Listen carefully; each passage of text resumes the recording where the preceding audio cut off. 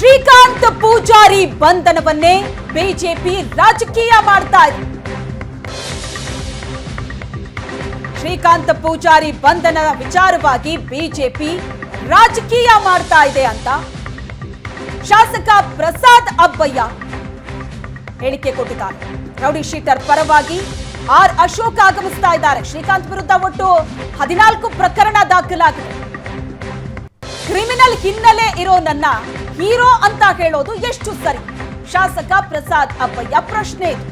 ಶ್ರೀಕಾಂತ್ ರಾಮನ ಭಕ್ತ ಇರಬಹುದು, ನಾನು ಕೂಡ ಯಲ್ಲಮ್ಮನ ಭಕ್ತ ಅಂತ ಹೇಳಿದ್ದಾರೆ ಶಾಸಕ. ಒಬ್ಬ ರಾಜ್ಯದ ಅಪೋಸಿಷನ್ ಲೀಡರ್ ಇಲ್ಲಿ ಬಂದು ಆ ಒಂದು ಪ್ರೊಟೆಸ್ಟ್ ಮಾಡುವಂಥದ್ದು, ಜನರಲ್ಲಿ ತಪ್ಪು ಮಾಹಿತಿಯನ್ನು ಕೊಡುವಂಥದ್ದು, ಎಲ್ಲೋ ಒಂದು ಕಡೆ ಭಾಳ ಕರಸೇವಕ ಅನ್ನುವಂಥೇಳಿ ಬಿಂಬಿಸುವಂಥ ಕೆಲಸ ಮಾಡಿ, ಬಹುಶಃ ಯಾರೋ ಇರ್ಬೋದು, ನಾನು ಒಂದು ದೇವ್ರ ಭಕ್ತ ಆಗಿರ್ಬೋದು, ಇನ್ನೊಬ್ಬರು ರಾಮ ಭಕ್ತ ಆಗಿರ್ಬೋದು, ಕೆಲವರು ನಾನು ಯಲ್ಲಮ್ಮನ ಭಕ್ತ ಆಗಿರ್ಬೋದು, ಬೇರೆ ಬೇರೆ ರೀತಿಯ ನಾವು ಹಿಂದೂಗಳು ಬೇರೆ ಬೇರೆ ದೇವ್ರನ್ನ ಆಚರಣೆ ಮಾಡುವಂಥದ್ದು. ನಾವೊಂದು ದೇವ್ರನ್ನ ಆಚರಣೆ ಮಾಡ್ತೀವಿ ಅಂತಂತಂದ್ರೆ ಎಲ್ಲನೂ ಕೂಡ ಕ್ರೈಮ್ಗಳನ್ನು ಮಾಫ್ ಮಾಡಲಿಕ್ಕೆ ಆಗೋದಿಲ್ಲ. ಯಾವುದೋ ಒಂದು ದೇವನ ಭಕ್ತನ ಹೆಸರಿನಲ್ಲಿ ಎಲ್ಲವನ್ನೂ ಕೂಡ ಕ್ರೈಮನ್ನು ಮಾಫಿ ಮಾಡುವಂಥದ್ದು ಆಗಲಿಕ್ಕೆ ಸಾಧ್ಯ ಇಲ್ಲ. ಪೊಲೀಸ್ ವ್ಯಾಪ್ತಿಯಲ್ಲಿ ಯಾವ ರೀತಿ ಕಾರ್ಯಾಚರಣೆ ಮಾಡಬೇಕು, ಯಾವ ರೀತಿ ಶಿಕ್ಷೆ ಮಾಡಬೇಕು, ಕಾನೂನಿನ ಅಡಿಯಲ್ಲಿ ಆ ಒಂದು ಶಿಕ್ಷೆ ಕೊಡುವಂಥದ್ದು ಅದು ಕಾನೂನು. ಈಗೇನೋ ಇವರು ಬಹಳ ದೊಡ್ಡದಾಗಿ ಶ್ರೀಕಾಂತ್ ಪೂಜಾರಿ ಬಗ್ಗೆ ಹೇಳ್ತಾ ಇದ್ದಾರೆ.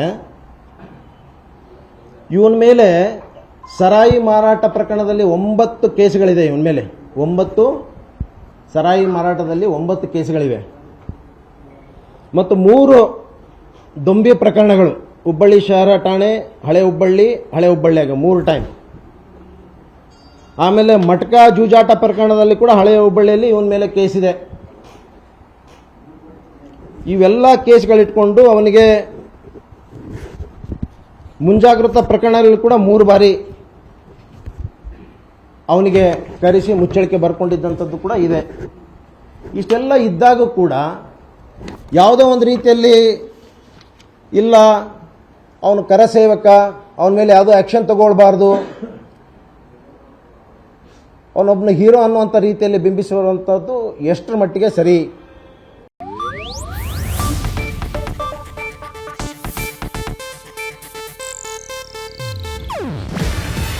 ಇದು ಏಷ್ಯಾನೆಟ್ ನ್ಯೂಸ್ ನೆಟ್ವರ್ಕ್ ಪ್ರಸ್ತುತಿ.